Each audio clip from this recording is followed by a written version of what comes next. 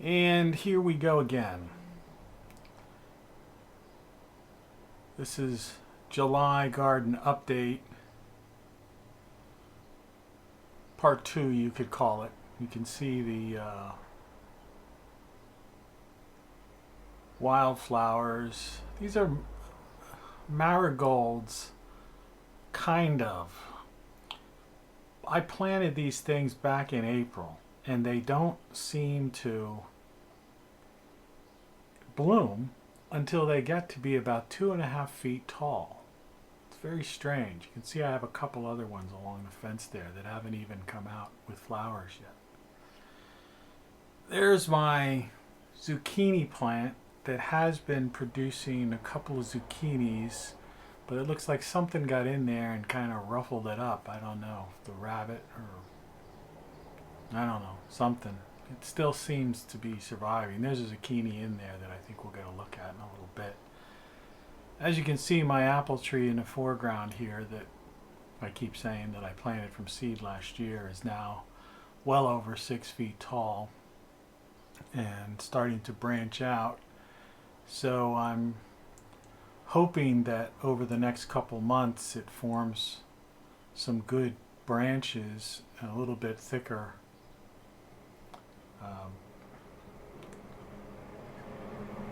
all around, hardier, so that next year, who knows, maybe next year I'll actually get apples. Would be nice.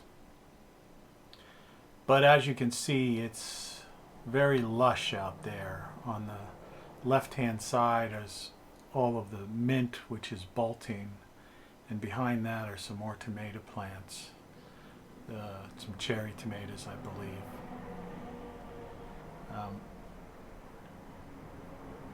What I really wanted to talk about today, as the cars and trucks pass by my window, I'm inside obviously. There's a slow-mo insect on the left. I don't know what kind that is. I get annoyed with, I toy around with Twitter, and I don't know why. Originally I started Twitter as I was hoping it would be kind of like a fan site, a place where I could announce when I was aggressively producing books. I've got 7 books that I did, and I don't know, I'm up to about 40 beat poetry tracks, if you could call them that. I mean, I do all the music for them. Anyway, it was set up as a site for that, so that I could communicate with people that read the books, enjoyed the music, that sort of thing. Anyway, for the first year or two, I was stuck in, with several hundred followers. It was really weird. And I was pretty much just very straightforward, not controversial, not political, nothing like that. And then I decided, well, I'm just going to go. I think I'll use I quit my Facebook page, though somehow they put me back on, but I mean, forget that. I just don't update it anymore.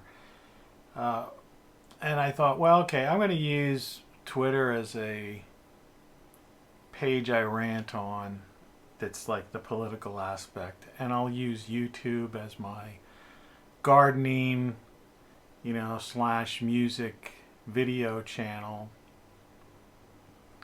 that sort of thing. But excuse me,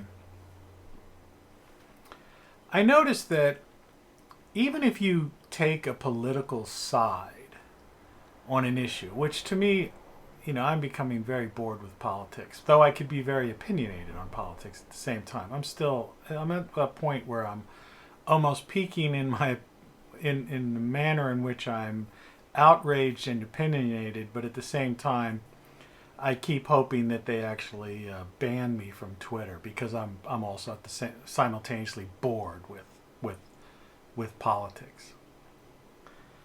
So that's some kind of squash on the right-hand side that just seems to just keep wanting to spread itself. I don't know exactly which one it is. I don't know. But what bothers me about people who hold a opinion on political issues is that there are so many people who just are, rude, crude, and, not just downright stupid, put it that way. For example, I recently criticized a politician, a particular person in Congress, and they responded to me directly, trying to defend themselves. Which, I respect them for that. And my criticism was not anything rude. It was just calling someone out on something. And their response, they responded directly to me about that. Well, these followers that I've gained, some, 1,500 some followers since I've been more political than musical, these people were responding to the response I got in very rude and crude ways. It's, it's just like, if you can't have a discourse on an intellectual level and using facts, then just don't do it. But slinging insults is just, to me, what's wrong with this, with our whole political system and the media right now. And it's, it's kind of on both sides. It's a little more violent on the left side with groups like this, that Antifa, that are, hitting people with bike locks and stuff. I mean, just bashing people's skulls in. It's kind of like not out there, and throwing things, the milk shaking and all that kind of thing they do. That's totally uncool. And I know the people on the left get upset because of the chants, send her back and, lock her up, that kind of stuff. But the whole idea is that,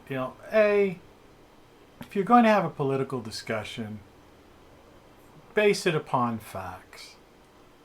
And if you find yourself getting too worked up over it, it's time to pull back and maybe reconsider, because when your emotions interfere with intellect, no good comes out of it. And then those that actually, it's one thing for people to, mock somebody or have these chants or whatever it is, but it's a whole different thing when these people get violent and start, cracking people on the head and that kind of stuff. I mean, that's totally uncalled for. So it's one of those things that's just lately, I've been watching this unfold over the past couple of years, and it just seems to, it's not getting any, any better. It's just getting worse. It's as if there's this inability of people to accept reality,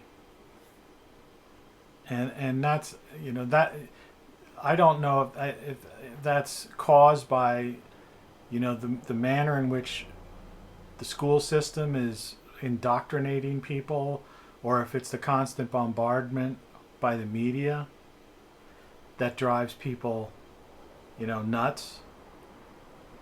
But whatever the causes are, it's something that is not being dealt with or even being talked about.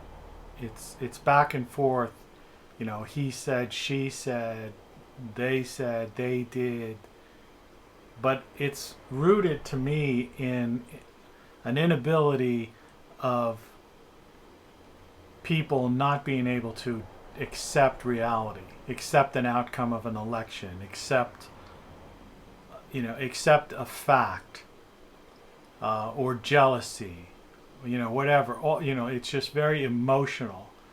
And the idea that media plays off of this for the sake of profit because that's ultimately that's all media is interested in, is profit. Selling commercials is really out of it's something that's just not even, it's unbelievable. So these are the last days of the Republic as we know it. I mean, this I see no cure for this. What do people, if people are unwilling to accept the other, and you have kind of a semi split down the middle,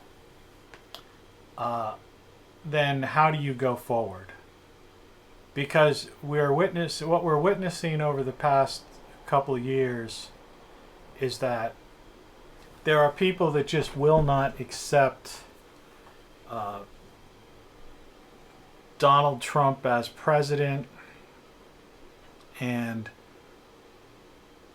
that there are people on the other side of the aisle, Democrats and Republicans, who don't accept won't have serious debates or compromise on issues that affect the American people. Everything's driven along party lines, and all the people are following them seem to be along party lines. I think they talked about this before. It's like picking a sports team, almost a fanatical sports team, like those when the sports crowds take it to the street and start, smashing windows after a game. That's pretty much, it's the same phenomenon that we're witnessing, in the political arena. So how does that change? The one side is never satisfied. But the problem is, politics isn't sports. I mean, sports is a game. And politics, the way that the battle of politicians is today, is pretty much about lifestyle, the way we live, the direction that the country takes. Whether or not people have high taxes, those sorts of things that really jobs, things that really affect people's lives. Whereas who wins the Super Bowl or the World Series or some soccer match, that's nothing. It's just entertainment. The outcome of a particular game is of no consequence on a person's life, unless they bet a lot of bet their mortgage on their house. They got a gambling problem or something. But besides that, it's just entertainment. It's a pastime. So what happens? Every 4 to 8 years, we go from Republican to Democrat. Then there's a Democrat in, then there's a Republican in. You go back to Bush number one. You had Bush, then you had Clinton, then you had Bush 2, then you had Obama, now you have Trump. Trump will probably be in another 4 years, I imagine. And then you'll have a Democrat. I can guarantee that. It's just the way it is. Every 4 to 8 years, they switch back and forth. It's the same with Congress, the speakers of the House, and all that stuff. They're in charge for X amount of years, and then it switches over. Ultimately, one tries to erase what the other one did. They all become wealthy, multimillionaires, and meanwhile, the American people, life is, are caught in the balance. You've got more homeless in big cities, and it's just crime. The issues of the day are never really addressed. It's all this, even the politicians are like these people on Twitter. They're emotionally invested in yelling at each other, arguing about stuff, the blame game, calling people names, calling them out, fighting back and forth. That's childishness. There was an old thing when I was a kid. It was, sticks and stones will break my bones, but names will never hurt me. You remember that rhyme? And it's like, here you have these adult politicians, you would think, and these adult people in the media and academics who have PhDs, and they're acting like school children, almost kindergartners, just saying, oh, we have to, that person said such and such, and it's like, yeah, so what? Get over it. Do something to save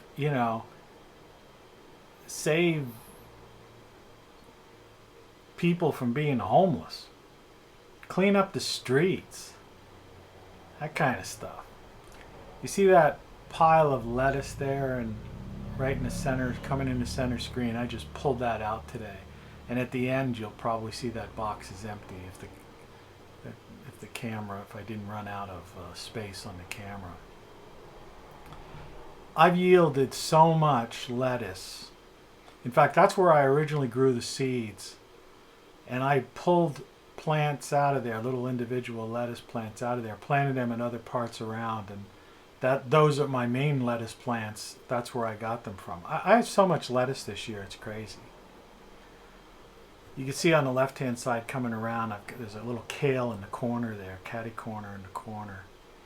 And in this little box, I've stuffed a tomato plant, some peppers, there's broccoli, which I think most people have already got broccoli, but I've got a plant in there that's just growing, but I don't think there's any broccoli on it yet. So anyway, that's my rant about politics. I mean, there's nothing more really to say about that. I know with some people, even when I would say, the way I said that, not particularly demonizing one political party or ideology, there's still someone that would pick on the way I said something to assume, I'm defending one or the other, and in effect would have criticism of it. And it's like, don't take it personally. Politics, you don't take it personally. It's like you never argue about religion, politics, those sorts of things. They're personal. That's your own personal decision. You can talk about it, you can discuss them, but the idea of you're never going to, if your goal is to try to totally change someone's mind, you're naive and foolish to think that. Because when it comes to ideology, people feel threatened when you try to tell them that their belief or their candidate or leader is flawed or is somehow not worthy or whatever. So you stay away from those arguments. Now, if you're among people that don't get emotional about it, and you want to have what you would call, say, a theological discussion or a philosophical discussion, then that's great. And then, for those of us who can do that without getting emotionally bent out of shape, those are very enjoyable, in-depth conversations to have, because you can explore ideas, and sometimes it's very informative, and it could be insightful, and you can learn different things. You may not change your point of view, but one would certainly hope that they would have an open mind enough to if if presented with certain facts, to consider there's what their beliefs are, where they stand. But generally speaking, and I would say for the vast majority of people, particularly with the way the media is cheerleading on this, politics, there's that's not, there's no hope for that, on a large scale. So what happens? You've got nothing getting accomplished. We don't see any infrastructure being improved in this country. No bridges, highways. We see a lot of buildings being built in major city centers. But then below those buildings that are being built, we see these sidewalks after sidewalks filled with tents and people just sleeping there because they can't afford the rents in those buildings they're constructing. Very strange, very bizarre. As if there's a belief that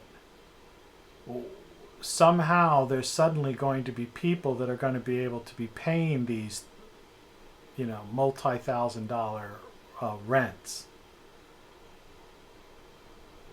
It doesn't matter how many so-called jobs you create. They don't. In the cities themselves, the jobs that are being created are not realistic. Moving forward, and what I mean by that is saying, with all of the computers, algorithms, and robotics that are being employed and put into the system on a daily basis, most of the jobs in the big city centers are being replaced by these algorithms. That's why I was always puzzling why there was such a move to export manufacturing jobs outside of the U.S. over the last decade or so, a couple decades actually. Because, those are real jobs that, you need people to do. Now, granted, you can mechanize many factories, but there still are an awful lot of things that require human hands to do. And most of those types of factories are usually not in major market areas because they require usually more square footage, land areas, warehouse space, storage space, and things of that sort that are just not feasible financially in the cities where you could have a couple hundred square foot apartment in Manhattan selling for $3,000 or renting for $3,000 or more. So forget about it if you needed a 20-some thousand square foot floor space, factory floor space. It's just not feasible to have those in urban environments. I never hear anybody talk about that. Now there's this thing, this UN Agenda 21, Agenda 2030, whatever they talk about, that has this idea, which is why they're building so many of these residential skyscrapers in the major cities, where they're trying to get people to move out of rural areas so that everyone will be concentrated into major cities where they can better control them and monitor them, have everything centralized, that sort of thing. But the idea is that you using people as cattle, to try to make the cities become like those horrific places where they have chickens all pushed together, or cows all stuffed in with one another. They're doing the exact same thing with people. The apartments get smaller and smaller, and more people are being pushed into these smaller areas. So what are people? They're cattle. They're being treated like cattle. And the country becomes what? A tax farm. You know? And that's why this in the rural why there's this move to destroy the rural areas. It's kind of also why I think there's this hatred of rural people. You know, as if by the fact that they want to live free and grow things and just and not and have air to breathe and not be crowded in with other people is a crime. And you know, that's another issue too, because you can talk. I lived in New York, LA, Philly, DC. I lived in, you know, metropolitan areas and worked. And so I know what it's like. And I liked, you know, I used to like the cityscape. You know, I lived in a penthouse. I enjoyed the city life when I was a little younger. But then I also used to live at the beach a lot, and I enjoyed that openness and the ocean, and especially the off season, less people, that freedom to just walk on the beach and be alone, you know. And now, as you're seeing here, this is the zucchini plant that kind of got messed with. There's a little zucchini growing in there. I think we might get a glimpse of it. But if you talk to a city dweller, or perhaps even if you would have talked to me when I was, you know, into the city and that whole life, you know, I might say, well, who the heck wants to live, you know, live like this, grow your own food and that kind of thing. But now, you couldn't pay me enough money to move back in the city. I could move into the city, and if I wanted to, and I could get a, you know, easily six-figure job. But I wouldn't do it. I'm happy doing what I'm doing right now. The freedom, the fresh air, the fresh food. So, you know, but I don't hate people who live in the city. And I don't see why they should hate people that want to live in more rural areas or live a more rural or agrarian life. But just like in politics, they tie that in. And there's this thing, oh my God, you know, those people in the Midwest or the flyover states, you know, as if, you know, they're some kind of horrific people. They're not. They're just people that just want to live their life the way they've always lived their life. Or there's someone like me. I didn't grow up with, we didn't have even a garden in my house where I grew up. So, but once I discovered this and started doing this, this is the 5th year of my having this garden. You know, I basically fell in love with it, and I wouldn't trade it for anything. Yeah, there's a zucchini popping out. So, you know, I don't know what to say about that. It's like, I guess, you know, it's going to come worse for the people in the cities, because ultimately, if there's any kind of, you know, serious weather events, blackouts, solar flares, any kind of things, you know, any kind of natural disaster or what have you. You know, I have so much food, I don't know what to do with it. I can grow indoors. I built a little mini greenhouse.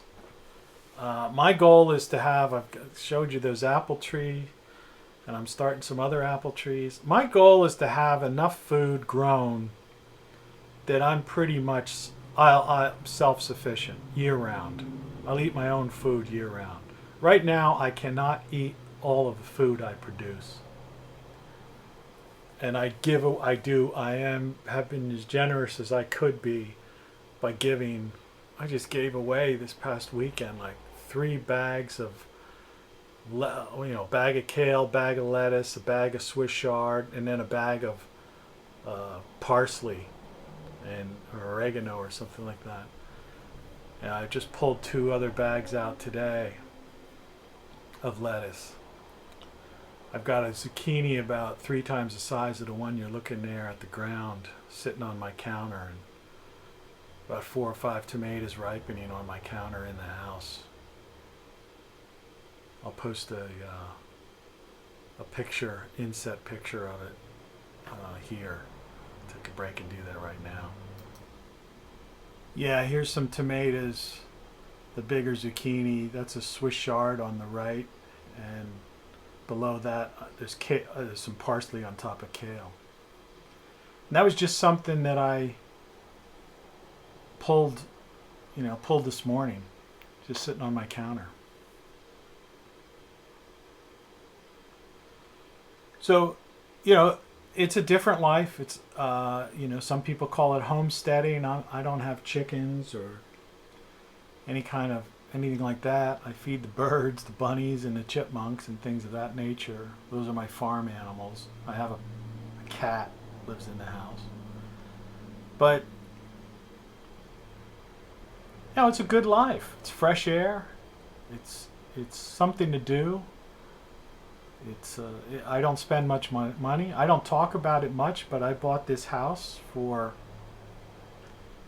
I think it was originally for sale for about $18,000 or $19,000. I know that's hard for people to understand. And I went through a real estate agent, and the guy got the price down even more. I think I paid less than 15 or something. I could put about $3,000 down. That's all I really put down on it, something like that. It was like $2,000 or $3,000.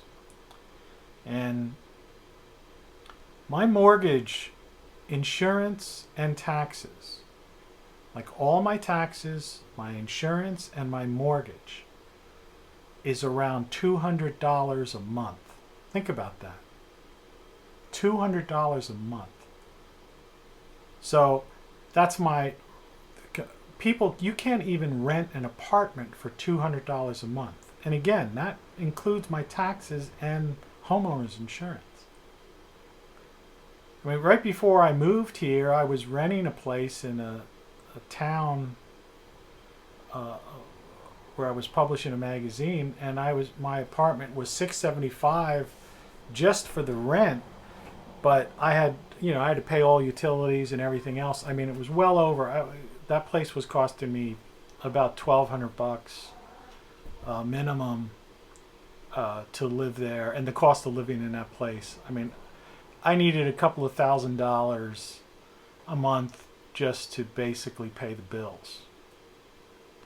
Here, I can survive on I can pay all my bills, and some of my bills are high, like water and sewer bill is high, things of that nature, but I could pretty much pay my bills for around $600. So for less than what I was paying just rent for 4 or 5 years ago, I pay all my expenses. So it's very easy to live this way. And so it doesn't require much work. If a person, imagine, I live in a house that's got 2 bedrooms, 1.5 baths, finished attic. I mean, space. If I were married, or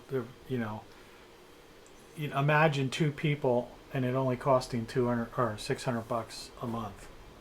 Literally, one person could have a part-time job, and or just do some like what I do is you do some internet work.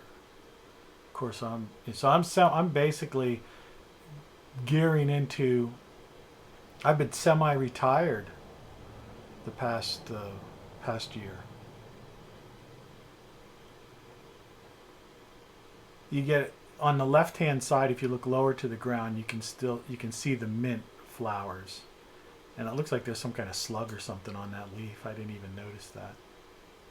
This is one the other zucchini plant where you can see I've got a little zucchini growing in there as well. Once zucchinis start coming in, you know, anyone who's grown them before, it's, you know, you get a lot of them.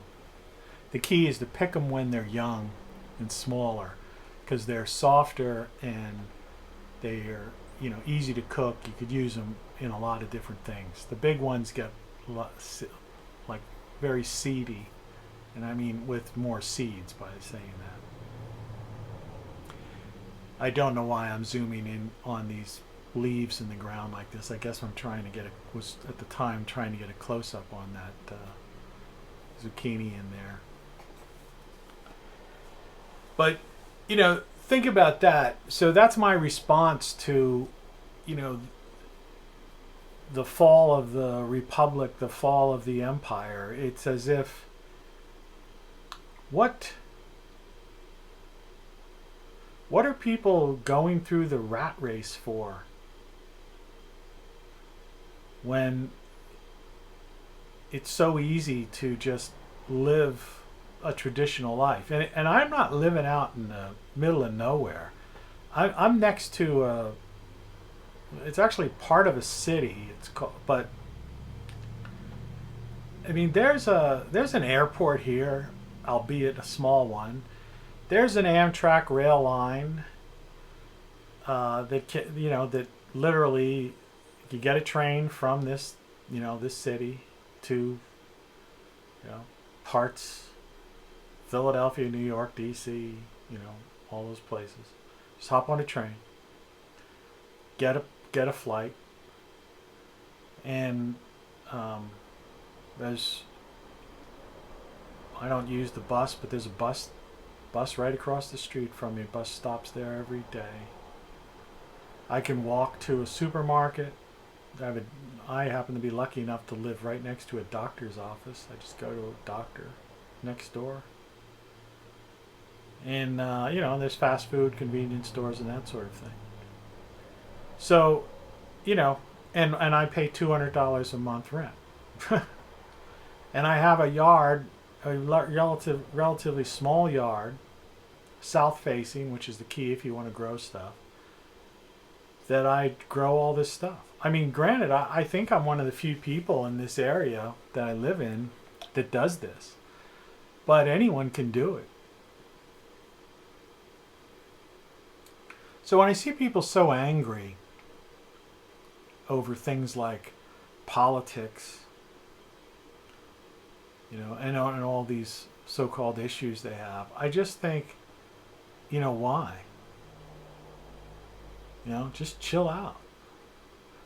You know, if you don't like your life, change it. Because there are places everywhere, just outside of cities, within city limits, in different areas, not necessarily in high crime areas either, where you can reduce your cost of living so much that you can basically get out of the rat race and, you know, live on with a gig economy, or, you know, or a part-time job or a full-time job, and have money to just do outrageous things. There's my little fountain in my pond in slow-mo, run by that solar panel on the left-hand side, little baby solar panel. It wasn't too sun. This was shot early in the morning, so the sun wasn't out. A lot of times that fountain will shoot way higher. Plus the water level's a little bit lower right now. It's brutally hot. It's going to be in the 90s for the next 3 days here. I just allowed this grass to grow wild to make this kind of like some, you know, grassland, wetlands type of thing. It's kind of neat. You just dump some rocks on the other side. There's some other spearmint growing there too. In this box coming up is cantaloupe. There's the broccoli plant. I'm anxious to look at this close up because Yeah, see, there's no broccoli growing there. And then this is a tomato, like kind of overgrowing it. It's got a lot of flowers on it. No idea why the camera's speeding up so much and supposedly in slow motion. Yeah, there's the pond. That water level's pretty low. Some kale. There are my tomatoes. The terminant tomatoes starting to turn. Those are cucumbers and beans. Some more flowers. Tomatoes in the back. Whole bunch of oregano over there on the right coming up.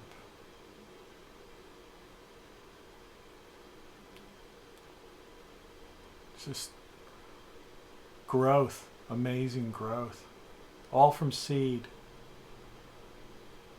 I mean, I've had to do a lot of weeding from time to time, but here's Swiss chard, still coming out. Look at the size of those leaves. And right there in the center bottom is that's a bell pepper plant. I guess I'm blocking the light here, my shadow. And these are all more peppers, all here on the right hand side. Some of them are still in containers. I had them in my greenhouse, but my greenhouse was getting to be 100 degrees even with a fan in it. So I had to pull these peppers out. After this heat wave goes, I'm going to put those in the ground, probably where the determinate tomatoes are, because those tomatoes will be done within the next 2 weeks. There's a peanut there that fell. I feed the chipmunk the peanut, if you've seen that earlier video. Somehow we've gotten back into slow-mo again. I don't know what was going on there.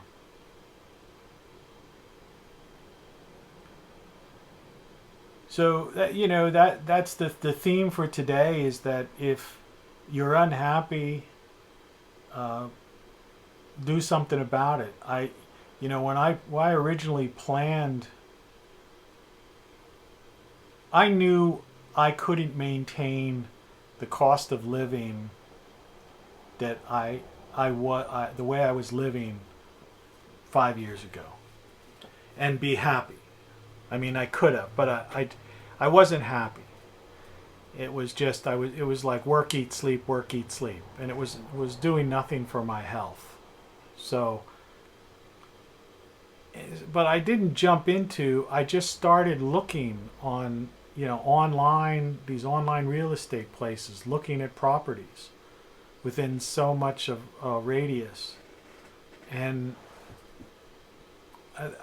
basically I was house hunting online. I wasn't even going to any place. In fact, I never actually set foot in this place until after I settled on the house, because I was so busy at the time that I basically had the realtor send. I knew the area, so it wasn't like I didn't know, like, the street.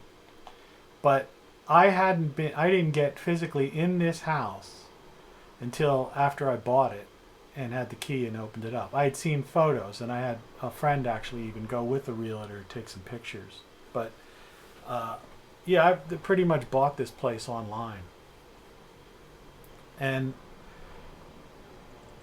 what the heck, for that price.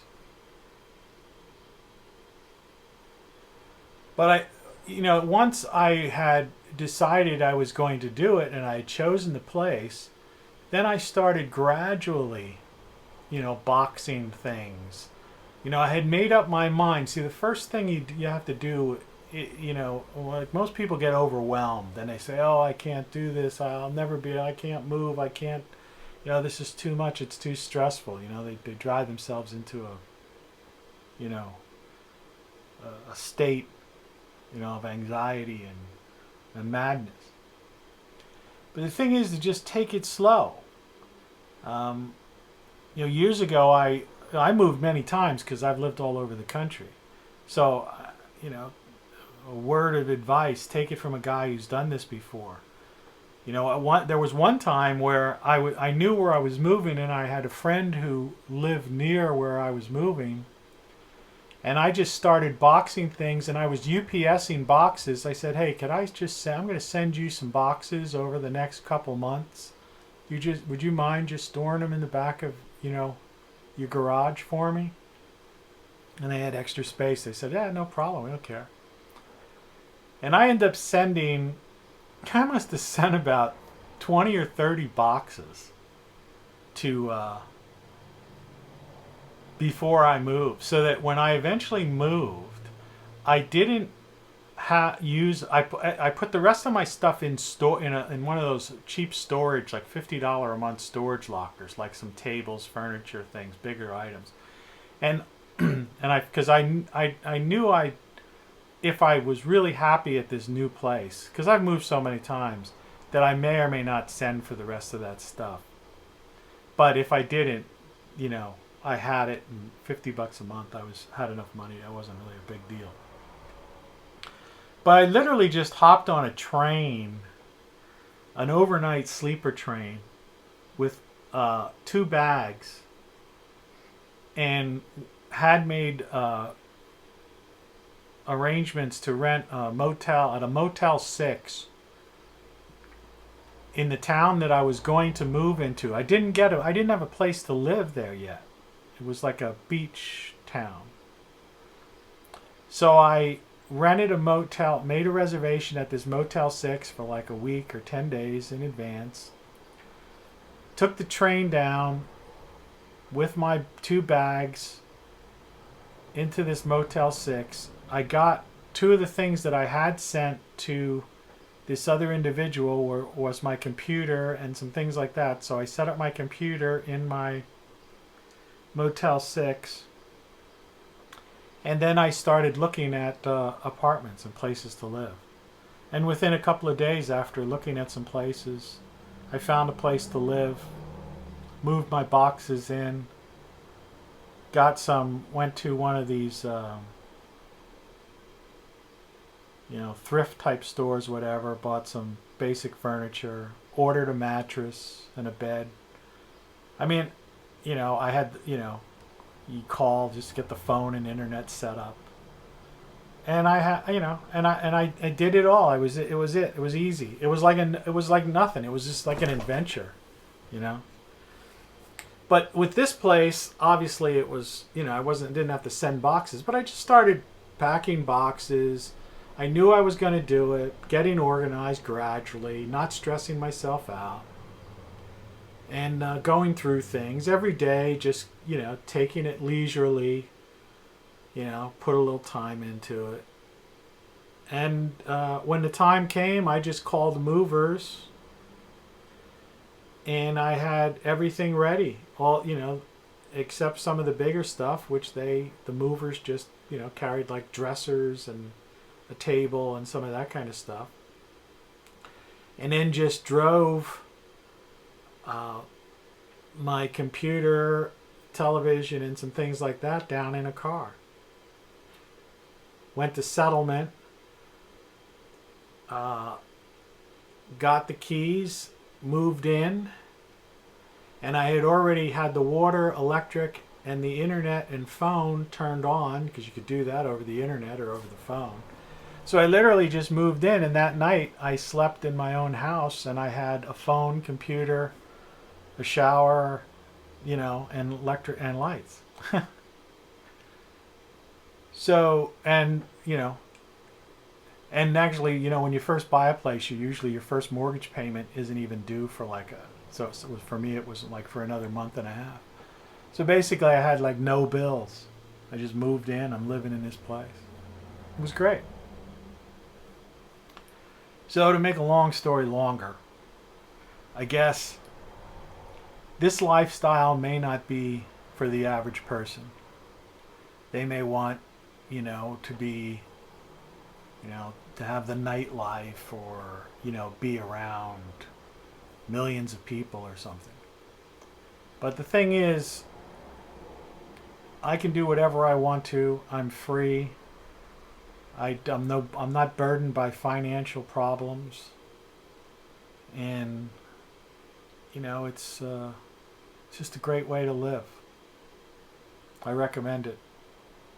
to anyone who's stressed out or about bills, doesn't like their job, doesn't like where they live, wants to get closer to just living free. It's you don't have to have knowledge. The first year, my first garden wasn't the greatest. I just experimented. I learned, and now I can sit back here, soak up the sun. It's cool, and it's great. So that's my rant on politics and getting too obsessed over it. Because in the grand scheme of things, the other side ultimately wins, and then your side, so to speak, wins again. But because of this manner in which we're going back and forth and people aren't working together or aren't finding common ground, that is signaling kind of the end of I think. I don't believe personally that this great technological society that people are talking about is ever going to happen. I think the republic will have fallen apart into such disarray that before that happens. It's kind of like, I think I've said this before, it's kind of like in the 60s when they talked about flying cars and all that stuff. And 60 years later, there were no flying cars. Now I think some guy's got some little thing or something. But I mean, in other words, I'm a great sci-fi fan, but there's a lot of things in science fiction that just are by idealistic writers that never come true because people themselves end up moving towards dystopia. This is more lettuce that has already bolted. So when you see this stuff in the foreground, it's gotten darker green. I already took the shoots off of the flowering part. That gets a little bit bitter when it's like that. Those other plants towards the bottom, they're still quite edible. Those kind of wilted leaves on the left are natural. Those are potato plants I've got potatoes in the ground there. That's natural for them to look that way. And you can see here some carrots. And then there's a palette that I used as a little deck to get in there. But I seriously think that. I don't think any of this AI, this transhumanism, all of that Ray Kurzweil stuff, Elon Musk's idea of putting chips in brains and stuff like that. I mean, there may be this breakaway civilization of elitists that pretty much have always had extreme amount of wealth and lived lives way ahead of the other people of the time. That may be that way, but for the vast majority, and I'm talking 99.9% of the people on the planet, they're not going to experience any of that stuff. It'll be out. Whereas right now people can still have a smartphone and this, that, the other. The type of things they're talking about, these futuristic advancements, man and machine interfaces and all that stuff, that is only going to be for the extremely, extremely wealthy. In fact, some of that stuff they probably already have. It's just like you see these wealthy people living to be 100, or golfing. They're 96 years old and they're still out there golfing and stuff. Well, take the average blue-collar worker. By the time they're in their late 50s, they've got varicose veins. They're tired. They've been on their feet their whole life or working with their hands, working in a factory, doing some kind of job, construction, fell off a roof once, got arthritis, all kinds of pains. Been forced to, eat basically crappy food because it's, a work, eat, sleep life. So that's a truth that, these politicians never really talk about, or these TV shows. In the future, they'll start and they'll say, people will have, people will. It's like whenever somebody, whether it's a media personality or a politician, makes some kind of promise and starts saying in the future, or we're going to have this, we're going to have that.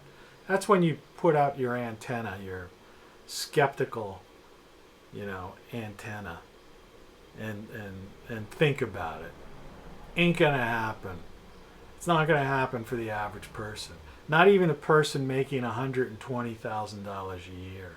The type of things they're talking about, you have to be in the millions. You have to be a multimillionaire minimum to be in that class to get that sort of thing. And even the millionaires now, which are pretty common in some of the major markets, their positions aren't that guaranteed anymore. Because those are the jobs, even the stockbrokers are being taken over by algorithms, the traders. Algorithms are way faster at making trades than humans. So that's just something, a little food for thought as we look at the sunflowers coming up on kale. Yeah, I'm really, really, really happy with this year's harvest. And it's only midsummer. I'll be planting some more radishes and some fall crops. I've already planted, that's kale right there. I've already planted more kale. So as you can see, those yellow flowers on the kale to the left of it, that's what's bolting. That means that the plant is done. And this is its second year. Kale grows for 2 years. So this plant will die off, but I've already planted other ones to grow later this year and into next year. And here's another pile of oregano, and behind it, basil, as they say in the UK.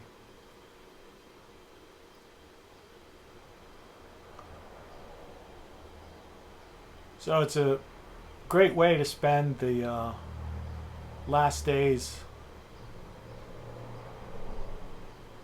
of the empire as we enter into the dystopian future.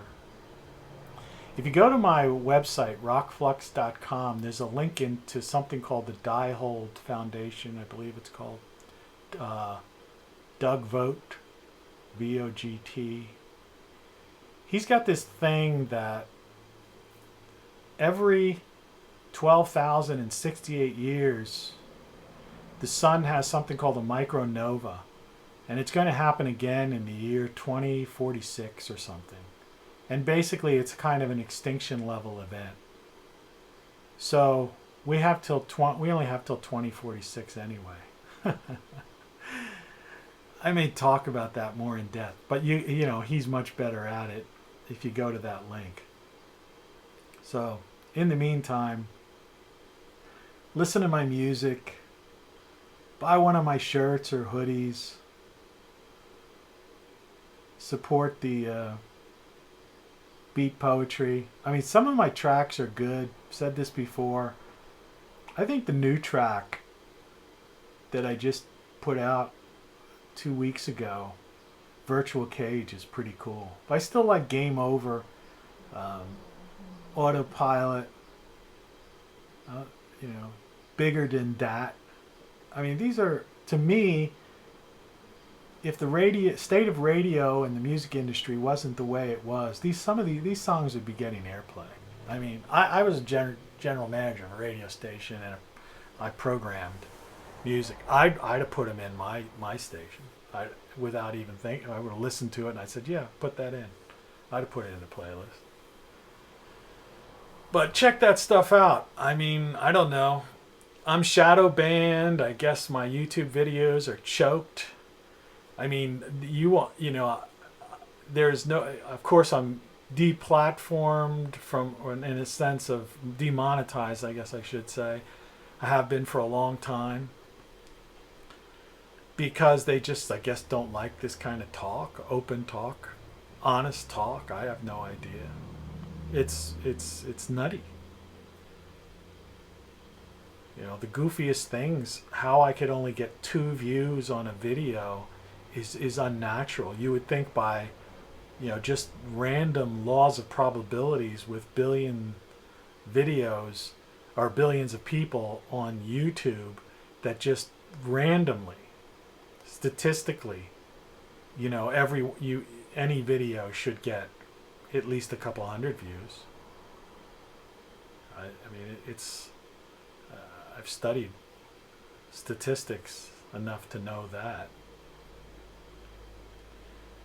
Here's a bunch of parsley. It just won't die. I thought this parsley was lost. Every time it bolted to seed, I just kept cutting off the seed things. Behind it, you can't see because the sun's too bright, is cilantro. And then there's some more Swiss chard here as well. I mean, this is what you call plenty. I mean, these are all herbs and edibles. Hey, look at that thing that just flew across. Remember years ago they were saying those were some kind of like alien things, you know, that shooting across videos. Remember it was like a YouTube thing. One just shot across there. I guess they were insects all along. Or rods. They called them rods. That's it. Did you see that just went through there? Crazy.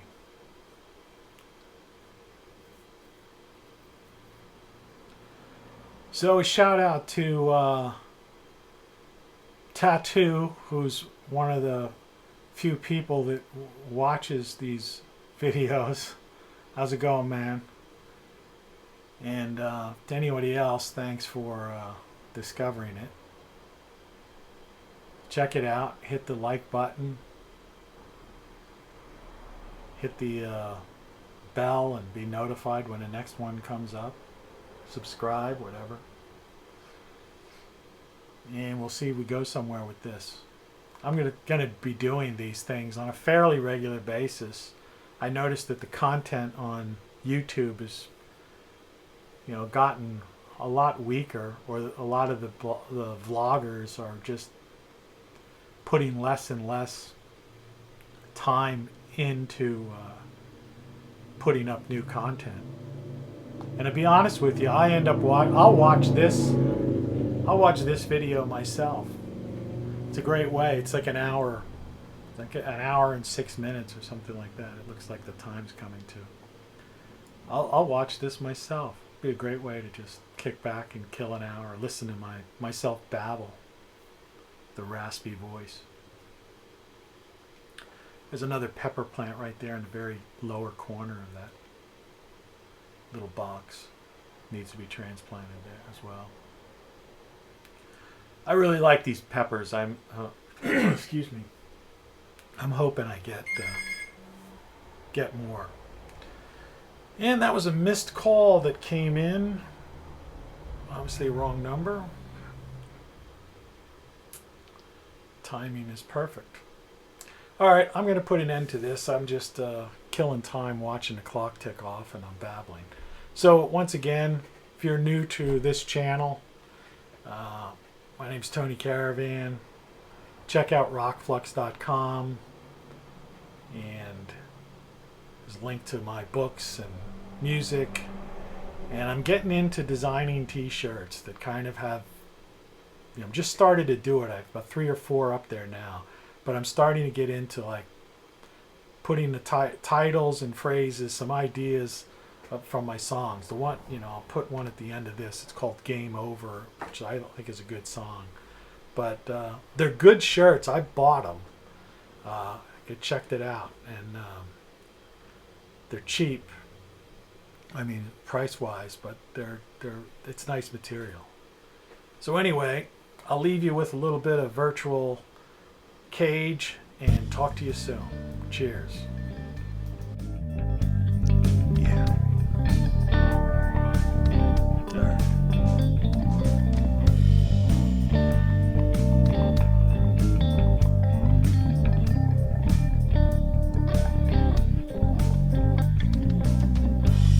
I dropped my overpriced smartphone and it shattered. Surprisingly, my first thought was that I was free.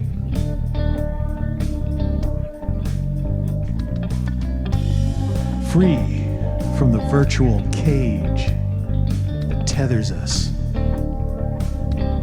but tears us apart. Free from the notifications, replies, and requests. Free from the need to respond. Free from the falsities and deceptions by those with warped agendas. I was no longer a slave to tech or to any person, place, or thing.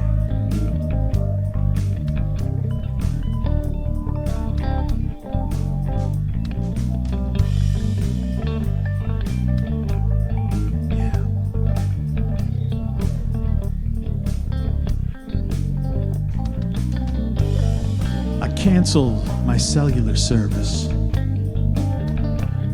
and got a voice over IP phone.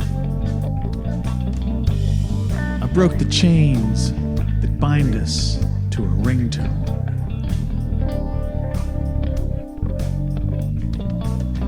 I went for a walk and noticed the world all around me.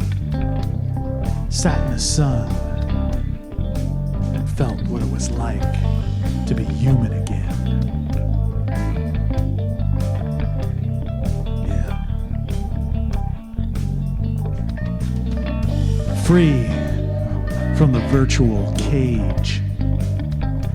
Free to enjoy natural life. Free from interruptions. No longer enslaved the way it used to be.